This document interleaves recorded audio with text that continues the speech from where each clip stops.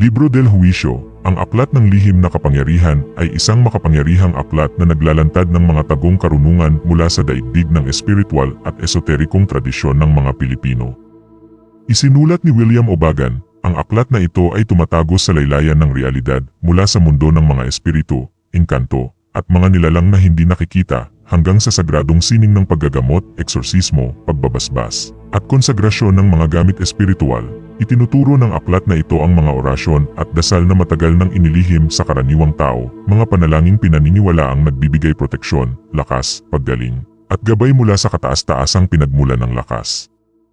Sa bawat pahina ay nakapaloob ang hiwaga ng mga salitang hindi basta-basta binibigkas, kundi ginagamitan ng wagas na pananalig at malalim na pag-unawa. Hindi ito aklat lamang ng mga salita, kundi isang aklat na gumigising sa espiritu, humahamon sa kamalayan, at nagtuturo kung paano makipag-ugnayan sa banal na liwanag at labanan ang kadiliman.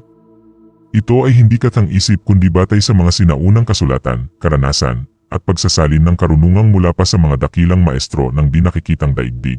Ang Libro del Huwisyo ay para sa mga tunay na naghahanap ng karunungan, lakas, at kaliwanagan sa panahon ng kaguluhan.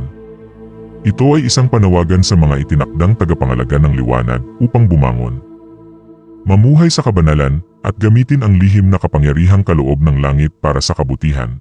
Kapatid sa pananampalataya, kunin mo na ang iyong kopya at sabay nating pasokin ang mundo ng espiritualidad. Pindutin mo na ang link na nasa post mismo o sa comment section.